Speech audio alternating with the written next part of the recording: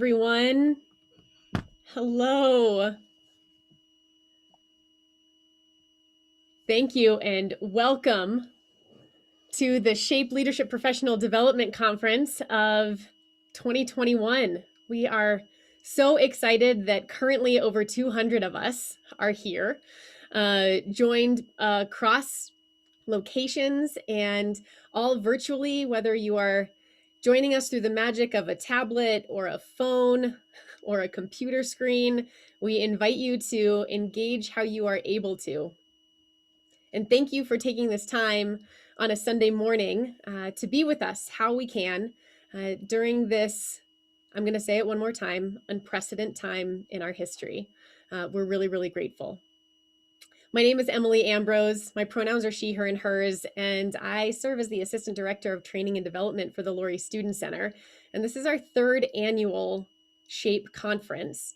And we were committed to making it happen and hopefully to have it be a contribution for you all as we move forward into the spring semester after what was, for most of us, a very challenging fall semester. So we hope this sets you on the right path and gives you some inspiration for what's to come, centering self-care, community compassion, and our theme, which is our circle and sphere of influence. Hopefully you have found the chat and you are able to join as you can with our mentee. That's going to be our engagement. Some of you have chatted to us that you're not able to talk to people or to see people, and that is a capacity with the webinar function. And you will be able to, in those workshop sessions, which you'll be able to click and enter into. All of those are meetings, so you'll be able to interact with folks in that. But at this point, we're going to really focus on today's theme, which is our spheres of impact. We have some incredible keynotes with us.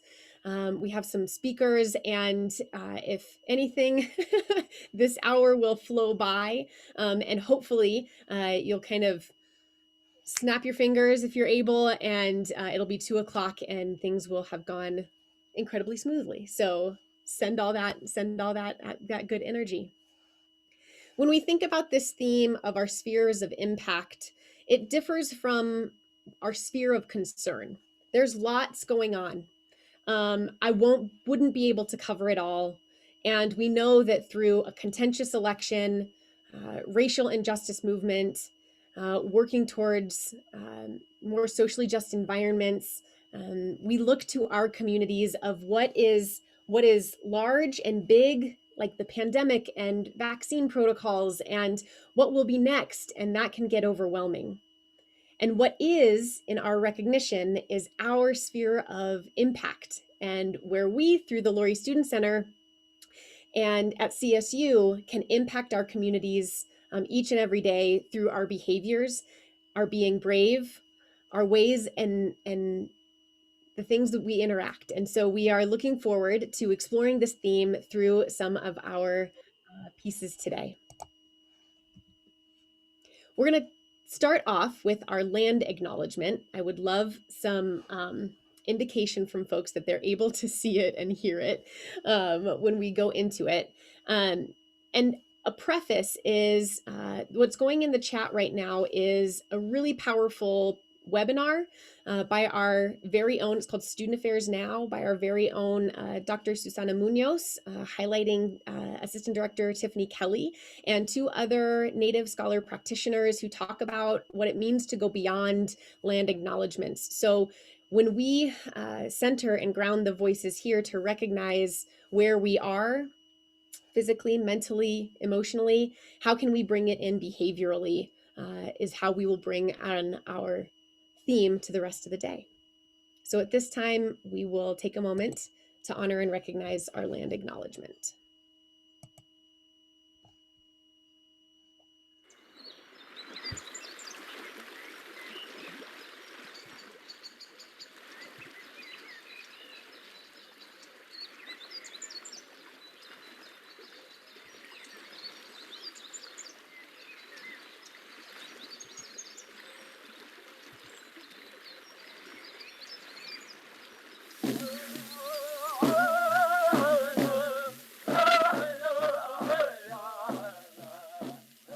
Colorado State University acknowledges with respect that the land we are on today is the traditional and ancestral homelands of the Arapaho, Cheyenne, and Ute nations and peoples. This was also a site of trade, gathering, and healing for numerous other Native nations. We recognize the indigenous peoples as original stewards of this land and all the relatives within it. As these words of acknowledgement are spoken and heard, the ties nations have to their traditional homelands are renewed and reaffirmed. CSU is a land-grant institution, and we accept that our mission must encompass access to education and inclusion. And significantly, that our founding came at a dire cost to Native nations and peoples whose land this university was built upon. This acknowledgement is the education and inclusion we must practice in recognizing our institutional history, responsibility, and commitment.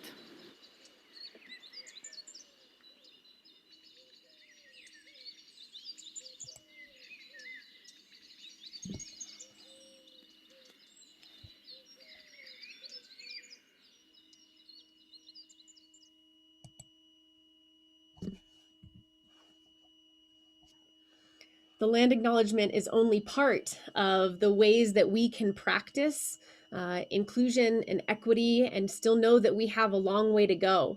Honored to also see many of those visuals in being the place that we love so much, our Lory Student Center, to recognize that we're also under the umbrella of our important principles of community, of inclusion, integrity, respect, service, and social justice. And hopefully you recognize that they have been widely and broadly distributed across our communities, and that we can practice these in a virtual community as well, really centering and focusing the professional and leadership development of the day. Our principles of community also lead us to recognize that within the umbrella of our CSU community, we are the Lory Student Center.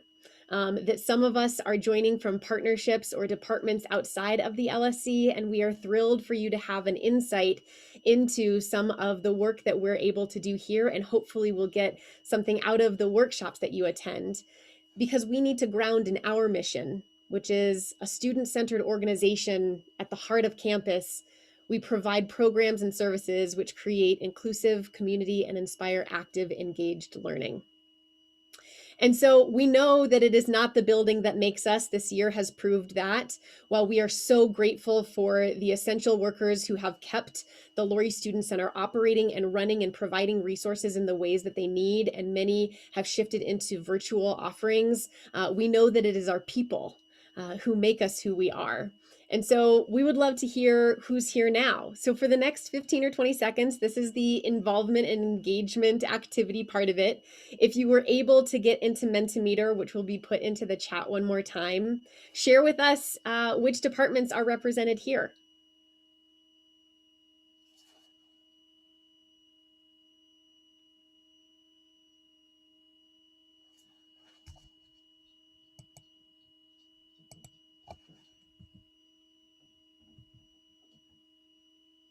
Oh, there we go. I tried that new image thing. Ooh, so we see populating that we have presented El Centro, event planning, campus activities, APAC, Lake Street Marcus, Slice, Student Disability Center, Rams Against Hunger, Ram Ride, Lake Street Market, Elections Committee, ASCSU, LSC Dining, and as you can see, it is growing, and 165 of you and over have contributed. So wherever we are, however you're able to join us, we are the Lory Student Center and the Colorado State University. At this point, I want to invite, what is a word or emoji of how you're feeling currently? I can't be more happy that the largest word is excited. And there's tired and disappointment, well rested and peaceful, happy, looking forward, with a number of emojis coming through. Hungry is for real. I understand that also. We encourage you during this time to take care in the ways that you are able and do what you need to engage. That might be stretching where you are. This is a long 4 hours of virtual engagement, and we'll do what we can, but keep those coming and rolling in. How are you feeling about the conference? Ooh, all right. So we have strongly disagreed to agree. The workshops look interesting. About 50 of you have contributed so far. So if you want to go forward and add, those will shift a little. I love the honesty and where folks are. So looking at the content of the workshops, I'm glad that that is of intrigue to many. My supervisor made me come. That's just real life. That's real story and real talk that that we can have our inclination personally, and that encouragement from our leadership and our departments to center and focus our professional development. Excited for that opportunity, and I'm here for the swag at the end. Just had to throw that in, that there will be swag sent out for all who fill out the attendance link. So that's another nod to send out the attendance link. So that's who's here. We will continue to center and ground in that throughout the time. And first, really want to share some gratitude for everyone who made this possible.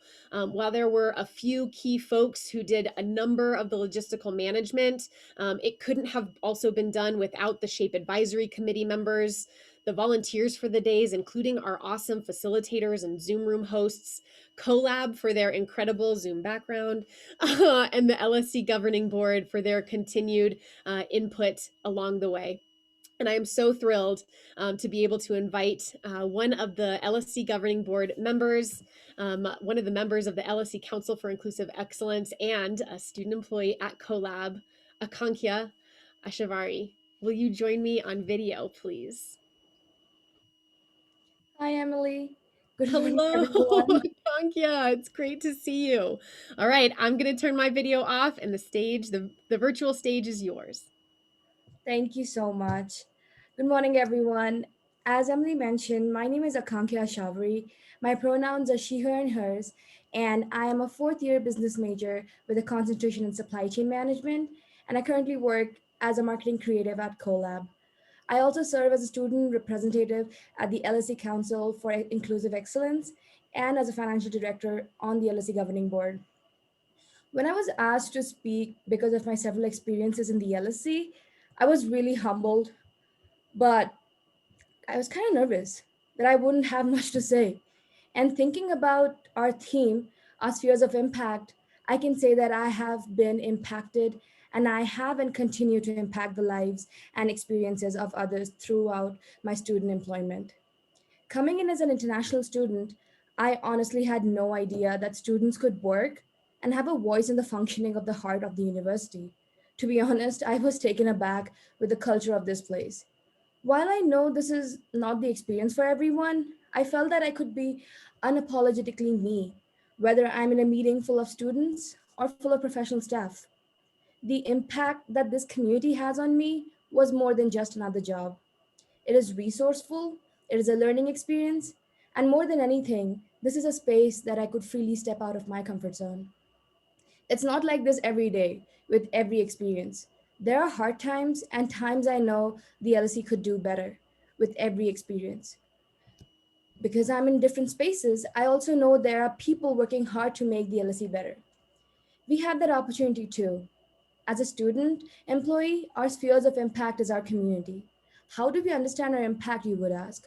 Well, as students and as LSE employees, we have different impacts around us. Some are consciously made and some are unconscious. We may tend to forget that it's the small things that create an impact. The next time when you're at work, either virtually or in person, just take the time to connect with your coworker by giving an acknowledgement or listening to them or just asking the question, how was your day? Believe me, I know there were times that I wanted someone to ask me that very question, and thankfully my coworkers did. That not only felt good, but that helped me strive throughout the day. We as LSE employees have more impact and more power than we think we do. We make up the culture of the LSE, the culture I love so much. It is important to understand what our sphere of impact is to be able to focus our energies in creating an environment that we would potentially want, because we have more impact than we may think. Thank you so much for taking the time and listening to me. Akankhya, thank you so much. I'm thrilled for your words and really grateful that you would share them with us. And I hope you enjoy the continued day as you represent the communities that you are a part of. At this time, I would love to invite onto the visual Dr. Mike Ellis, Assistant Vice President for Student Affairs and our own Executive Director for the Lory Student Center. Hi, welcome, Mike.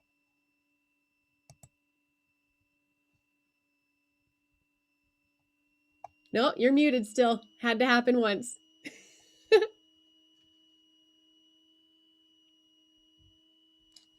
There you go.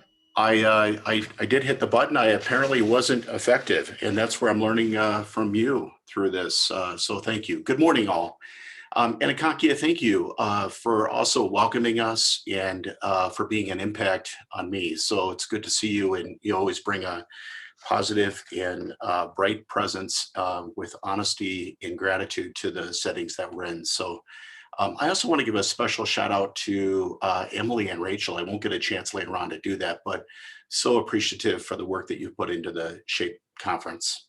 So I've shared this a few times, especially beginning with our second year of SHAPE. Last year, the emergence of SHAPE as one of my favorite events it's just been incredible to see its growth. And even today, I've seen us approaching 250 people in attendance. And it's one of the few times that we're able to bring staffs together from different departments across the LSC, given our various schedules of work.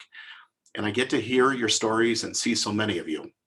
I'm sorry we're not able to be in person, and yet I'm glad so many of you are here, wherever here may be for you. So as you've heard, our SHAPE theme this year is Spheres of Impact.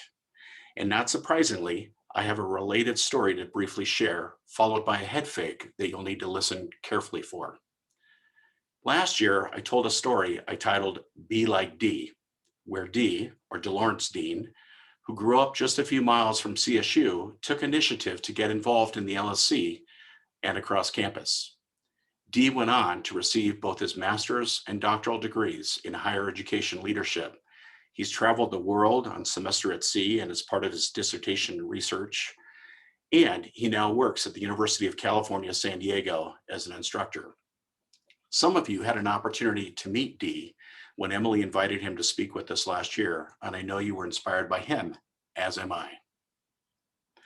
This morning, I've titled my story, Be Like TP, or Tony Pang, who is a grad student here in the LSC. I'm not sure Tony would be fond of my use of his initials, but he does have a good sense of humor.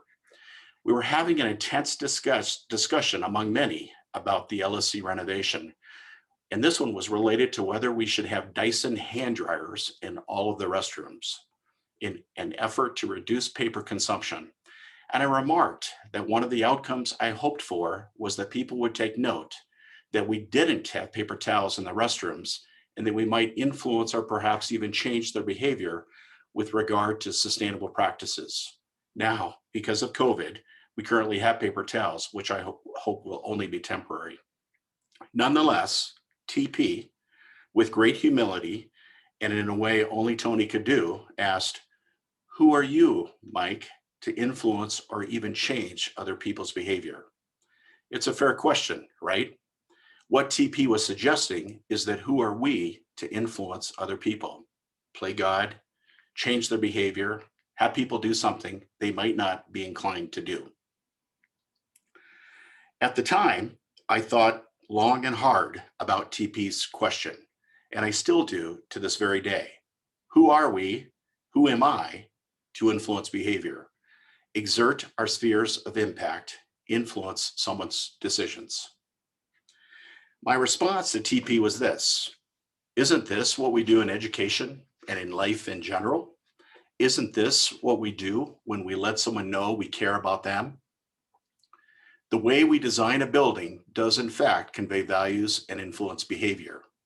Consider these impacts in the LSC alone: artwork in the building, which conveys values and is intended to make us think differently about life experiences. Where we place recycling receptacles makes it easy for us to recycle.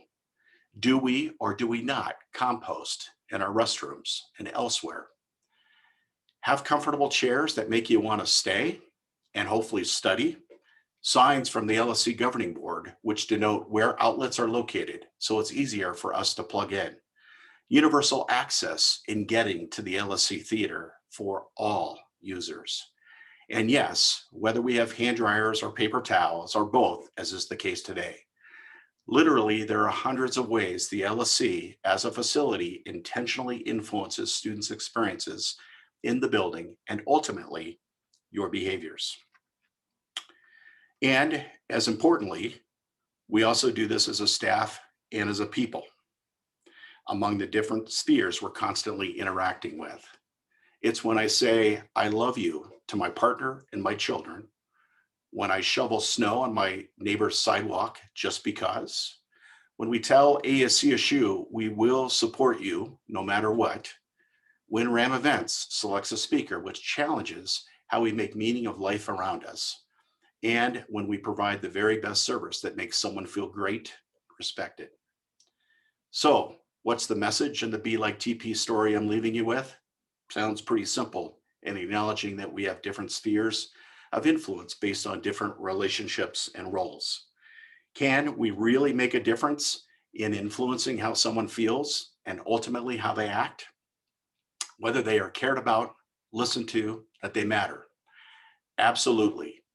We do this in our facility design, our artwork, the signage, our programs, the services, and how we treat one another. It's not just okay, it's expected. So, what's the head fake I mentioned at the beginning of my story of TP? Just by TP's asking me the question, who are you, Mike, to influence or even change other people's behavior? TP, Tony Pang, in fact, changed my behavior and hopefully has extended his sphere of influence to many of you. In exerting our spheres of impact, let's do so together to make every student feel welcomed, affirmed, and engaged at CSU. It's simply what we do. It's expected in the Lory Student Center. Emily, back to you. Mike, thank you so much. Don't go anywhere yet. Because for those of you who might, want a visual of what, this might have looked like, this is our very own Tony Pang and our very own Dr. Mike Ellis. Look at that. Oh, I think those 250 people. Oh, they're appreciating that. Yeah, there's little that Mike won't do to promote and support. This was for Cans Around the Oval a number of years ago. Thank you, Emily. You're welcome, Mike. Great memories.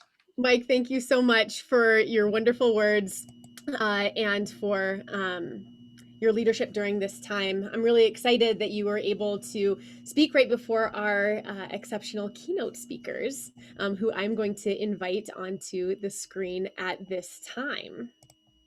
Let's see if I can navigate this really quickly. We get to see it one more time. There's Mayra. So I am thrilled to welcome back alumna Mayra Granados and Alison Drayton, who are going to be sharing with us over the next 20 to 25 minutes. If you have questions for them, please send them via the chat or the Q&A function. We'll hopefully have a couple minutes at the end. But when we were thinking and considering our spheres of impact and voices, experiences, and needs that we want to uplift, we are so grateful that you accepted the invitation to join us here at the SHAPE conference here today. So without further ado, I will pass it over to you and welcome you to share your screen. Okay, thanks, Emily. All right, I'm going to go ahead and share my screen. All right, I hope everyone can see that. All right, so my name is Alison Drayton, and I am a licensed professional counselor. I'm also a Black woman who carries this identity with her at all times. I am passionate about diversity, equity, and inclusion, and improving quality and access to care for BIPOC people. So I've been in the helping profession since 2006 in both direct care and program administration. I've been practicing therapy for 6 of those years. So for Mayra and I, as women of color who have achieved advanced degrees, we have had to balance our own values and sense of self while trying to survive and thrive in environments that were not made with us in mind. So the result for me was a struggle. Sometimes that was academically, sometimes professionally, and often emotionally because of adverse events and because I had to develop a new identity just to move more comfortably in those spaces. So as students and higher education professionals, it is critical that we not only understand, but we act in order to support each other and ourselves. So Akankhya spoke about being unapologetically her. That is what we want to touch on today. So I'm going to pass the mic over to my co-facilitator, Mayra, for her introduction. Good morning, everybody. My name is Mayra. As Emily said, I am an alumni of CSU. I identify as a Latina Mexicana woman. I am also a licensed professional counselor working within community mental health. I've been in the field for about 5 years now. When I originally started, I did some work in youth corrections and then also in a community clinic. So a little bit all over the place, but for the most part, most of the work that I've done is always being a part of a team where really the highlight is the services we provide to Latino and Spanish-speaking communities. As I share my story with you on the screen here, I want to read out this quote by Gloria Ansaldúa. She is the author of the book Borderlands, La Frontera.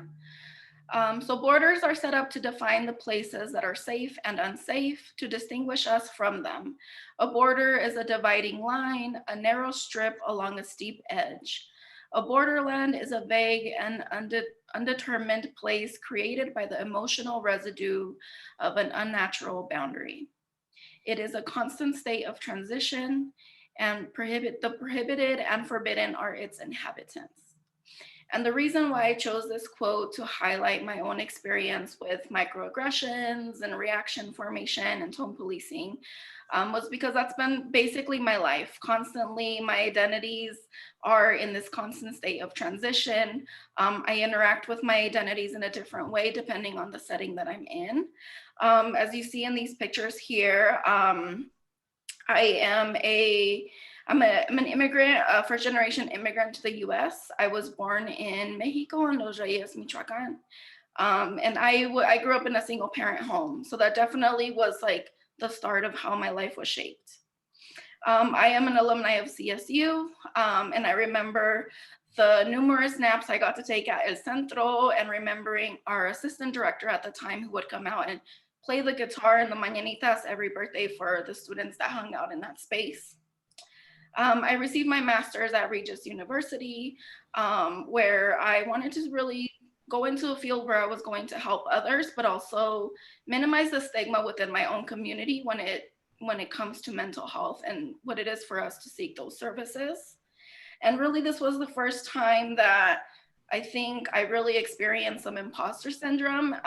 For me, being a clinician has meant that most of the time my story relates more to that of my clients, even when I'm working in youth corrections, than it really does to my colleagues.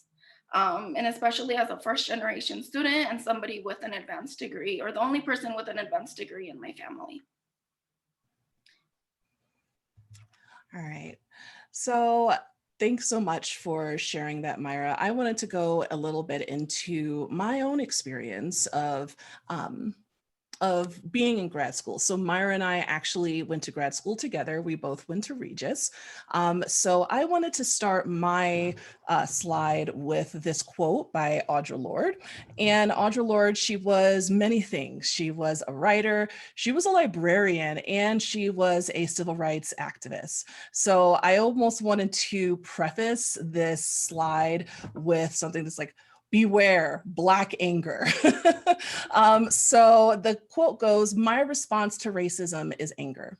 I have lived with that anger, ignoring it, feeding upon it, learning to use it before it laid my visions to waste for most of my life.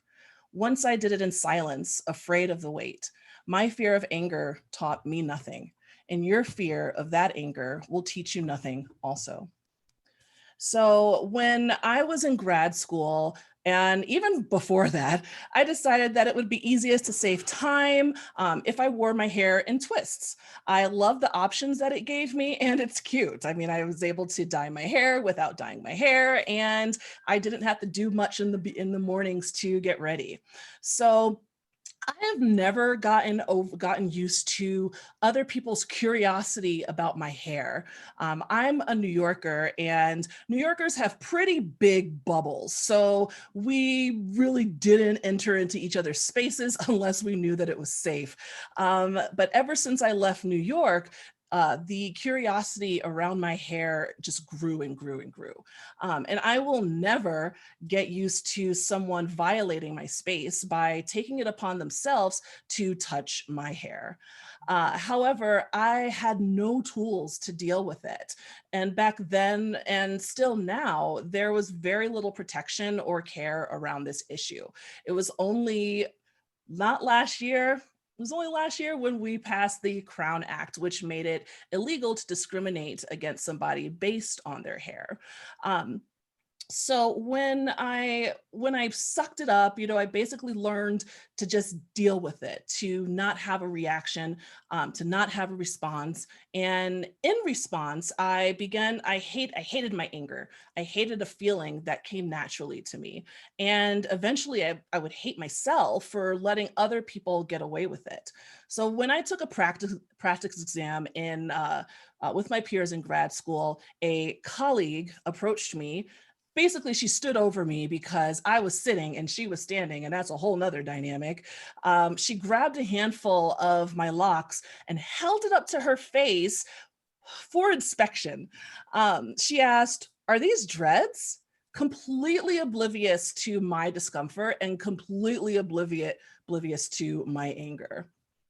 My urge is to confront. Again, I'm a New Yorker, and I can be pretty direct. So I could not express my anger in that environment. At least I did not feel that my emotional response was justified. And I was honestly scared of being labeled an angry Black woman. So I sucked it down, and my dignity went with it.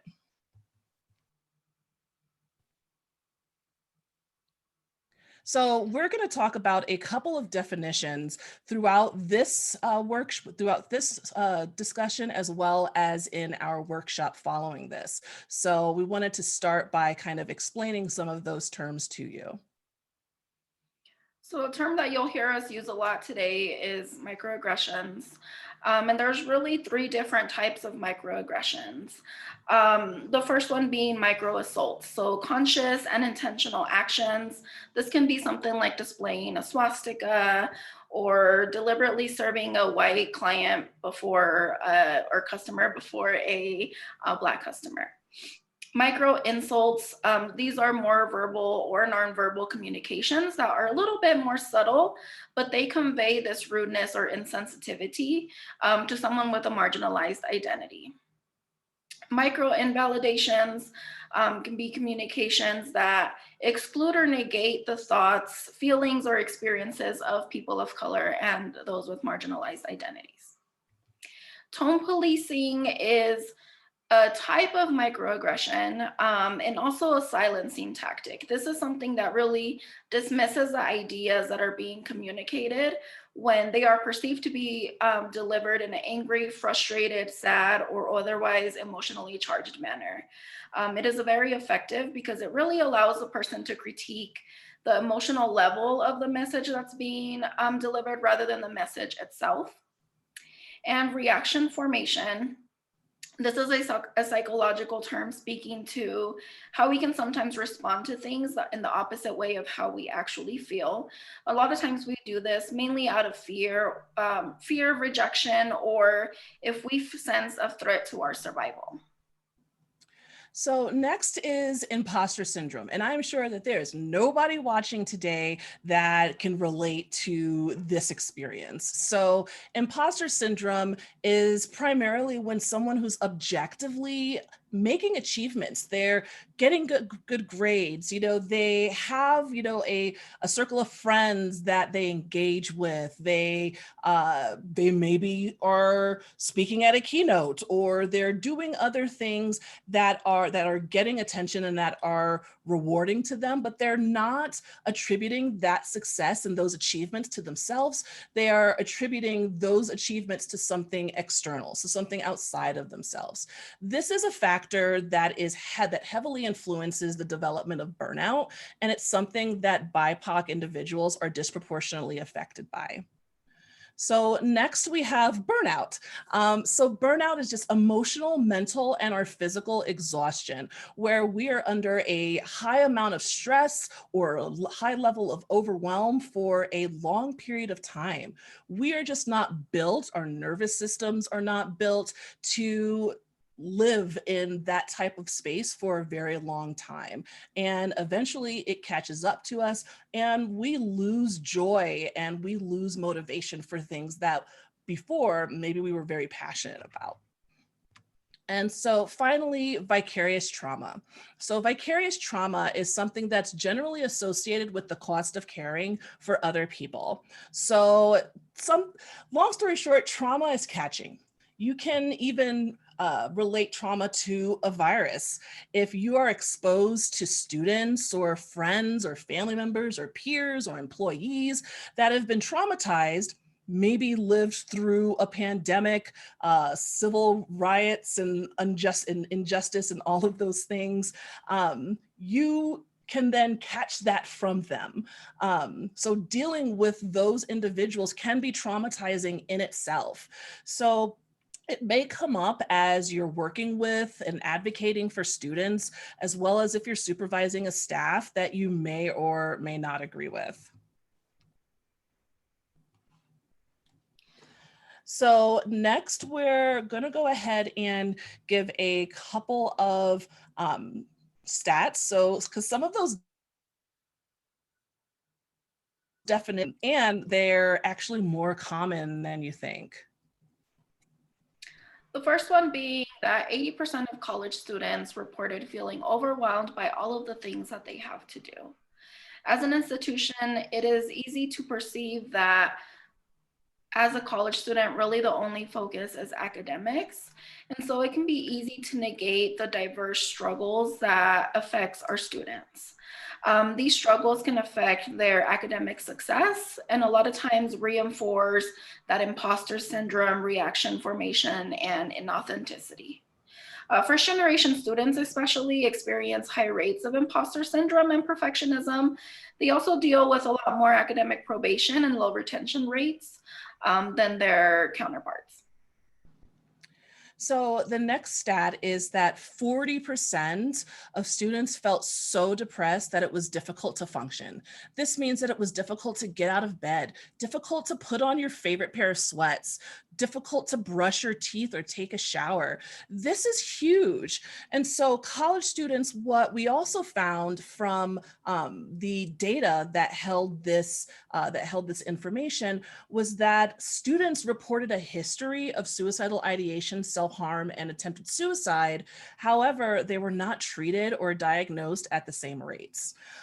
So another thing that comes up is that students may report anonymously, or as we'll talk about later, they'll go to different resources or areas for support.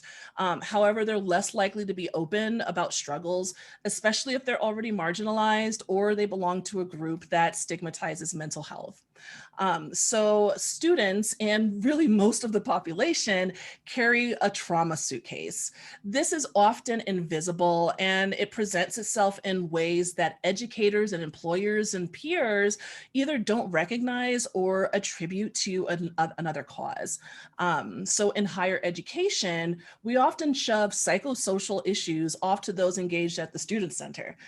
That's their area of expertise, we would say. So as professionals, we can acknowledge that this happens to both students and staff, right? The mental health statistics that we shared, staff become just as overwhelmed.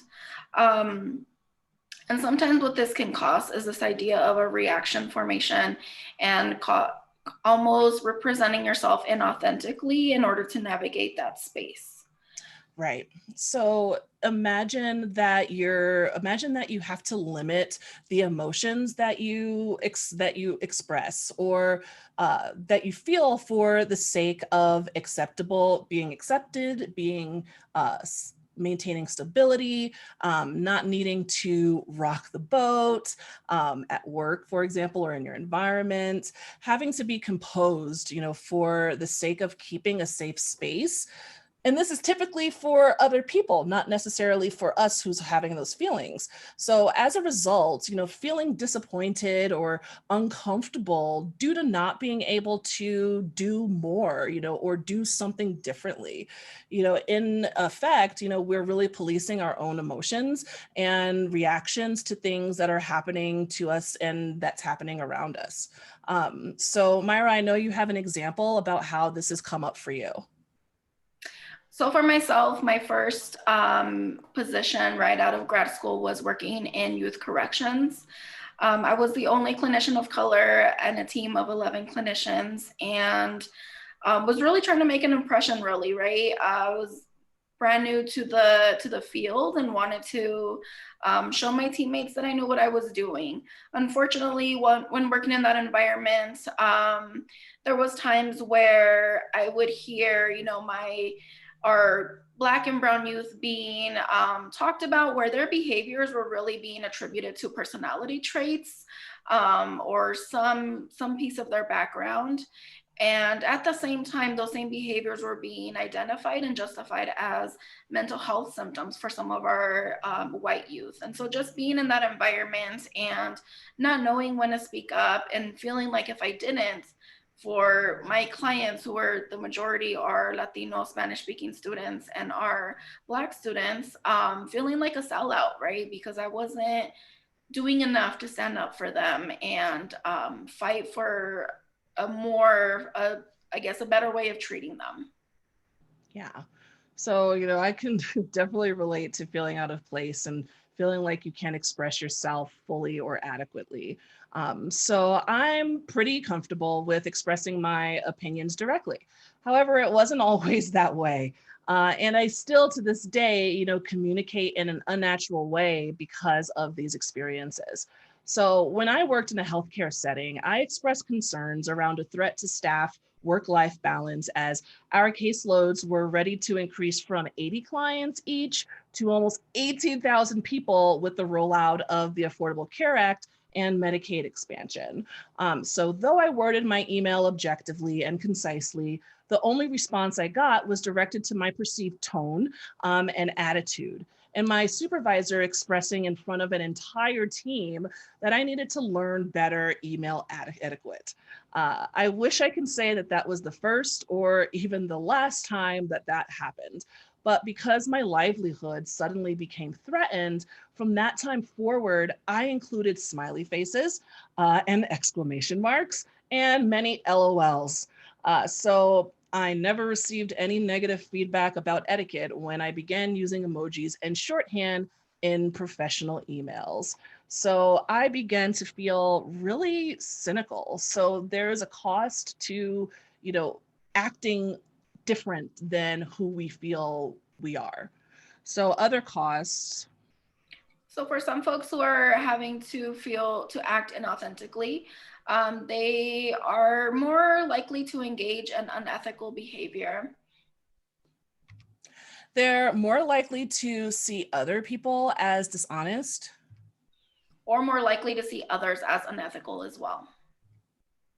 And to have general feelings of inauthenticity, which we mentioned relates to burnout and overall feelings of overwhelm. And so while this is common for all of us, marginalized groups experience this at a higher rate due to implicit bias, systemic inequity, and white supremacist elements.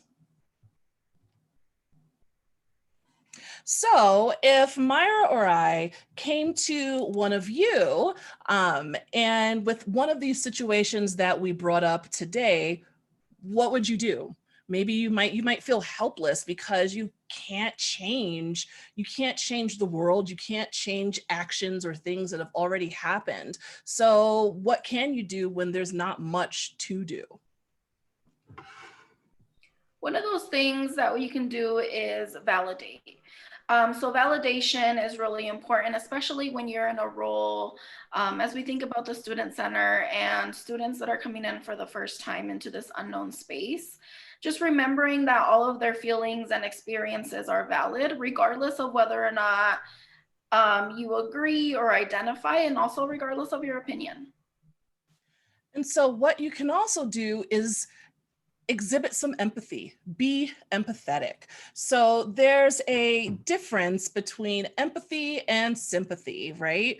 So empathy is when you're really imagining a time when you felt similarly, and you don't have to be a member of that group or share the same experience to empathize with somebody. You actually are looking into your own stuff. So Brene Brown, we all love Brene Brown. She really does a great job with differentiating between sympathy and empathy, and also defining empathy. Empathy means that we are getting down in the dirt. So we are going into our own stuff and saying, hey, yeah, I can relate to a time when I felt out of place. I may not be able to relate to being a part of this group, but I can relate to this feeling. Likewise, I can relate to feeling angry or feeling like I'm not being my true self. So you're actually getting into your own junk, relating to something that might be deep down or dirty or nasty or something that you don't want to touch with a 10-foot pole, but you will, right? So that you can be there and walk with the person who's coming to you. And then finally, dignity. So conducting yourself in a way that demonstrates not just respect for others, but also respect for yourself. Demonstrating an appreciation for the authenticity and seriousness of the occasion and the situation being presented, even if you don't fully understand it. Being open to learning more while holding that same respect. Absolutely. So it's something that we all have a right to, and when we start there, we can go very far.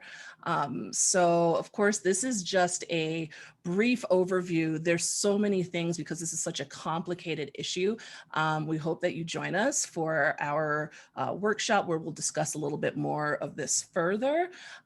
So we really appreciated you guys inviting us today, and we'd love to connect if you have any questions or if anything came up really spoke to you. So here is our email and Instagram, and thank you so much for having us.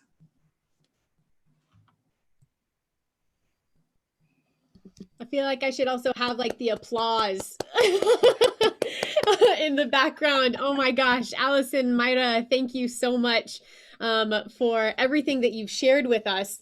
I'm going to ask you to stay on screen for just a moment as a shout out. I know that maybe for some it might have been a little small on the screen. Melanated Health, Mental Health Connection is the Instagram handle that you can follow. We have these fantastic experts with us. So if we have time for a question or two. If someone wants to come, we can invite you on. We can give you access to speak or put into the Q&A. So we'll give just a little while to see if folks have questions.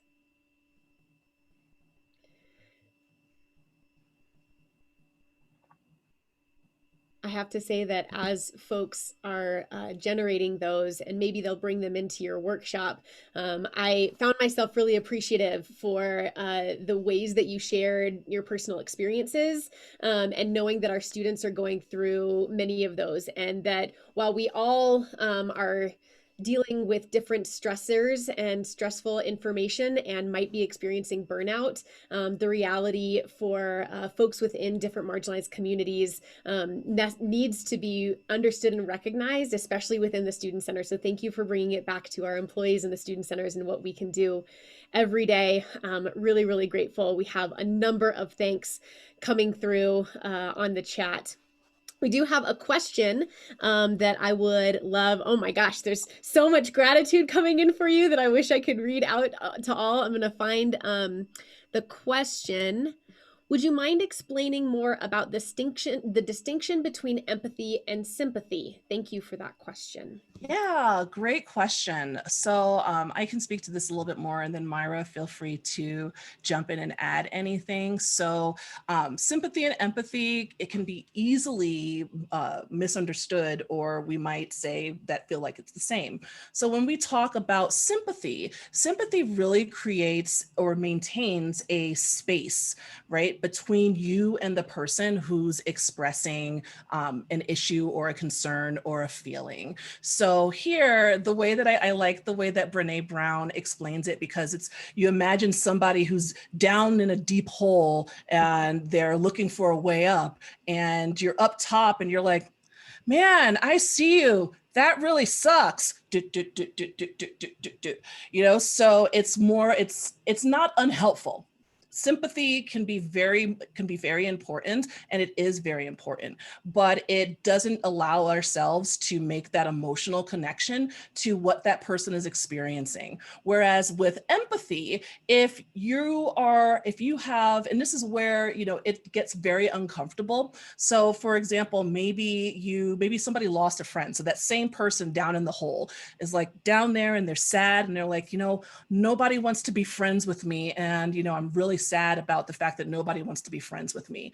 And instead of saying, yeah, man, it really sucks to not have any friends, you're climbing down the ladder and you're digging in and thinking of a time when maybe you have felt lonely, or maybe you have felt alienated. And that can bring up really uncomfortable feelings, and we're using that to be vulnerable and create an intimate moment with the other person, so that the person could say, I'm not alone in this, and I'm not the only person going through this. So it really creates more of an intimate connection where the person can feel what you're feeling and feel like they have somebody going through it with them. Allyson, thank you so much. We have two more questions and probably time for one answer. So maybe you can choose which one you want to answer and then take the other one to the workshop.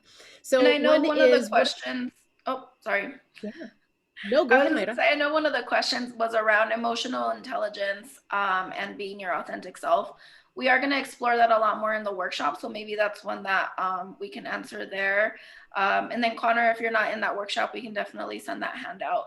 And then the other one was, what is a good way to create inclusivity for student employees from marginalized communities? I don't know if that's necessarily like a black or white answer, right? I think there's a lot of gray space and a lot of, it's really individualized. Similar to this idea of like in a classroom, right? Where there's like the one brown person and it's the multicultural day, right? Like we can't have an expectation that one student is going to speak for the whole Latino community, right? So just allowing a space for their voice and their ideas, while also not automatically making that an expectation that they're going to know everything and they're going to speak for, you know, we're now going to tokenize them, right?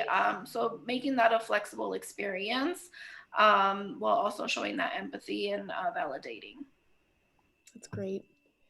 Thank you so much to the both of you. I know that we will start our workshops pretty soon, so feel free to head off into your Zoom rooms. I will invite folks to, for specifically the facilitators or Zoom room hosts, you can leave now and go open your rooms.